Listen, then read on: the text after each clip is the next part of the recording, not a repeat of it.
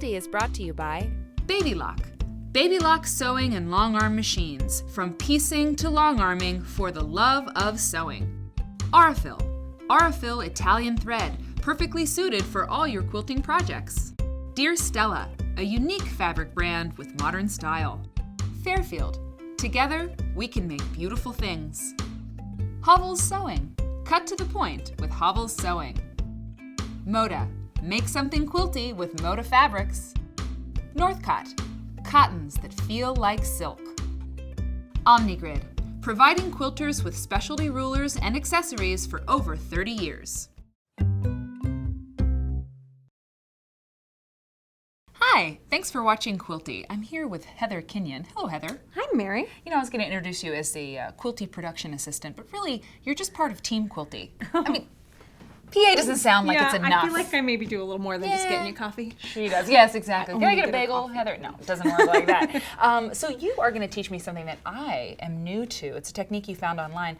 Tell me what we're going to learn about. So it's called leaders and enders, and I had heard about it on Instagram and was like, I don't understand what that hashtag means, and someone explained it to me. Great. And basically it's a way to work on two projects at once. So you're doing the big quilt you've been working on forever, and then you're also slowly doing a simpler project. Like, for example, this baby quilt right here was made from one single charm pack. Awesome. And it was made entirely while I was working on other stuff for Quilty. That is amazing. So you actually, and you told me you actually got this done before you got other things done. Oh yeah, I finished it up really fast because it just didn't take long. It was always with every seam that I sewed, I added another. Because usually when I'm like chain piecing at my machine, which is when you sew, you know, all of your one step in a row. I have this actual little bowl next to my computer. Put it right or down not there, to my computer, next to my sewing machine. Well, the computer's usually not usually far. right there too. Yeah. So I just have little bits of scraps that are, for my purposes, too small to sew with. And I put one under the sewing machine at the start of every piece because my sewing machine doesn't have a fancy automatic thread cutter, so I waste a lot of thread if I don't have a spider to sew. Get a Baby Lock. Sorry. Baby Lock. And then I do one at the end, and I cut off those pieces. And you can see this one has the little spidery bits of thread for all the times I've And I'm gonna just say that again, just to clarify a little bit for somebody who's never seen a spider. So what Heather's talking about is when you're sewing, you're chain piecing, and you want to, you don't want your machine to chew anything in that. If it goes into no man's land, if your needle goes down into the hole and it doesn't have fabric to chew, it can be bad. Make a big mess. You have to pull it out. Right. Bobbin disasters. So you take either a piece of fabric, sometimes I actually put two together, and you sew on and off this piece. And we call it a spider because it looks like a little spider little legs with all those little legs. So just wanted to say that again in case somebody doesn't know exactly what that spider is. So please. So for leaders and enders, what you do is usually it's a very simple quilt project. In the case of this charm square one, and I've got a little mini charm pack here, I'll kind of talk you through what I did. So you get a whole line, and essentially what I do is be like, this one's light. I'd make a light pile and a dark pile, so I'd have some contrast, and then I would, just have two piles, light pile, dark pile on my sewing machine, and I'd have them stacked like this, and I'd just grab two. And then this would be my start, and I'd sew my chain, and then I'd grab two and sew the others. And then once I'd sewed all of those together, I sewed the twos into fours, and I threw them up on the design wall. Right. And did extra pieces. Usually for leaders and enders, you just do this step, and then you do the big block seaming later. So basically what you're doing is you're making the spider work for you.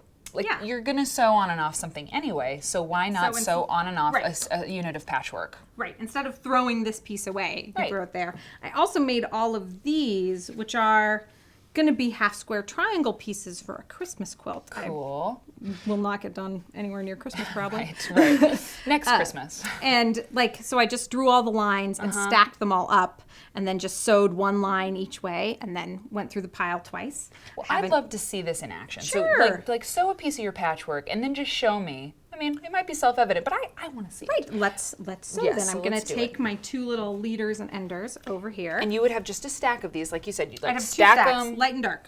by your machine. Yep. So you don't have to get up. And then I'll move to the machine. And the first thing I will do is put the first leader and ender right, line it right up there. Great. And I will sew through it. And then I'll take my next piece in my patchwork chain. Oops, it's a little, it's escaping from its line there. Sometimes on camera it gets, gets shy and it's like, ah! And I will sew Great. just my patchwork with my 1/4 inch foot right there. And then I would sew all the rest of my chain, but for our purposes, I will just do, did my leader first and then my chain piecing. Great. And now my ender, the end of my chain. And that also, I mean, maybe you said this, it also helps you see when you've sewn a complete block. You've got a leader and an ender, so you see, okay, those are all the pieces for this particular block. Because sometimes when I sew and chain piece, I have to then resort all my pieces. Right. So you kind of know what's You've going got a on. divider. Yeah. You can tell which one's the front and the end when you go to iron. Yeah. And then essentially I have a unit of, so it's going to be a 4-patch block. I have half a 4-patch block. All I Great. have to do is press it. That is beautiful. And then it's a whole piece there. Like Bonnie K. Hunter is the person who sort of Great. popularized it lately online. I don't Thank know you, if Bonnie. it existed before then, but it's great. And you make a whole quilt while you're doing other things. Yeah, I mean, and this is like, you need a baby quilt in a hurry and you're already working Right. on something else. Bonus Ta-da. project. Bonus project. Heather, thanks so much. I love this. It's very good. And when you're just beginning to sew, just beginning to quilt, sometimes you're not looking for efficiencies. You're just like, I want to get this right. Yes. But as you go on and you get obsessed with making quilts, you want to go faster and faster and faster. So things like this, look out for them. If you don't do it yet, it's okay. You'll do it later. Heather, a fine job. Thanks, Mary. We'll see you next time. Bye. Quilty is brought to you by Baby Lock. Baby Lock sewing and long arm machines. From piecing to long arming for the love of sewing. Aurifil. Aurifil Italian thread. Perfectly suited for all your quilting projects. Dear Stella. A unique fabric brand with modern style. Fairfield. Together, we can make beautiful things. Hovels Sewing. Cut to the point with Hovels Sewing. Moda. Make something quilty with Moda fabrics. Northcott. Cottons that feel like silk. Omnigrid. Providing quilters with specialty rulers and accessories for over 30 years.